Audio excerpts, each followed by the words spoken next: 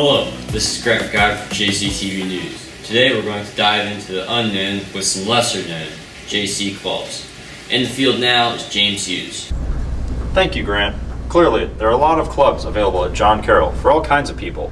But today, we're going to focus on some lesser known or relatively new clubs. Samuel Gollenbeck founded a chess club a few months ago, and the club has been meeting regularly since. I was very interested in chess, and I saw that when I was coming into JC, we had a chess team, but when I got there, the club wasn't very established. Not a lot of people were attending or finding times to do it, so I thought if I founded the club, we could have a guaranteed time and could get some more people interested in it. We can probably teach you, we can, discuss ways to play, and there's always people of different skill levels, so there's always somebody that you can find that'll be a good match. We currently meet on Thursdays, but we are discussing different times due to conflicting clubs with most of the members. If you're interested, you could come talk to me or any other members, and don't be afraid to ask questions or see when to come. After speaking to a club steeped in friendly competition, let's turn our attention to Dungeons & Dragons, a game based in cooperation and storytelling. Leo Hojnowski founded this club 2 years ago in Mr. Lawler's back room. I started playing Dungeons & Dragons when I was probably 9 or 10 years old. We meet on Wednesday afternoons after school from 3:30 until about 5 o'clock. The only thing required for the club is a healthy dose of curiosity and playfulness and an interest in creating a story. Other than that, we have dice sets, can help create characters. Dungeons & Dragons is a really unique and interesting game. There's not really an end, it's what I call an infinite game, and the storyline that you create, that you weave with your campaign members can really be whatever you want it to be. So there's this really interesting opportunity to make stories and solve problems and laugh a lot. We do a lot of laughing. I started playing my freshman year it was maybe late in my freshman year. Like, if you come and don't like it, then you don't have to come back. If you come in and like it, just keep coming. We'll be happy to have you. Now, we'll listen in on the John Carroll Rock Band, one of the school's newest musical groups. Whether it's local middle schools, open houses, or the spring concert, Mr. Russell helps prepare these JC musicians to rock out.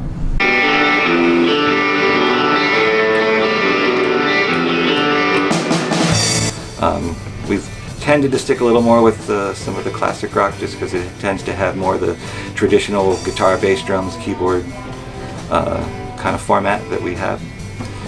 The two main things is that are that they work up a song of their own so that they can kind of show that they can play a full song of their choosing, and then the other requirement is that they choose one of the rock class songs, and that they actually come in and play with the rock class, just as if they were out in, say, the real world, auditioning for a rock band. The class meets on Tuesdays and Thursdays after schools from 2:50 to 3:40.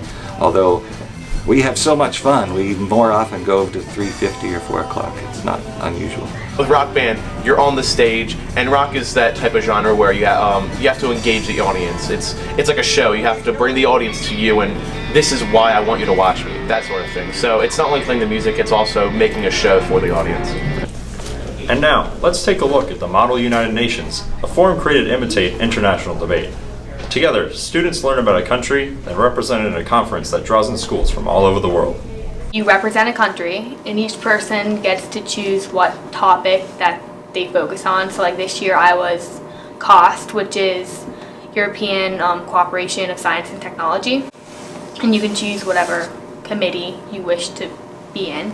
And then you're that country's representation in that committee. So you want to get passed different resolutions that will help your country. When I heard that other people were interested in starting a club as well, we went to Mr. Offner to talk and see if he would be willing to moderate it. I've been moderator for Model UN for 2 years. Model UN Nations, it requires a lot of preparation. Students at a conference spend hours in community. You do have to have a passion for learning about your country, about understanding the position that your country has on a particular issue, and a willingness to being able to share that position with other folks.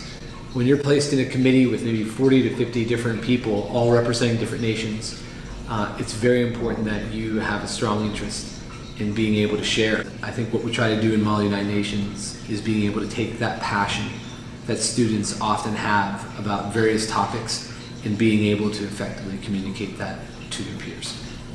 Today we were able to give you a little taste of all JC has to offer in regards to clubs, and we hope you enjoyed it. This is James Hughes for JCTV News. Back to you, Grant. Thank you, James. As you can see, John Carroll's clubs span a wide variety of interests. We hope you keep this report in mind when finding a club for you. That's all for today. This is Grant McIver for JCTV News, signing off. Thanks for watching.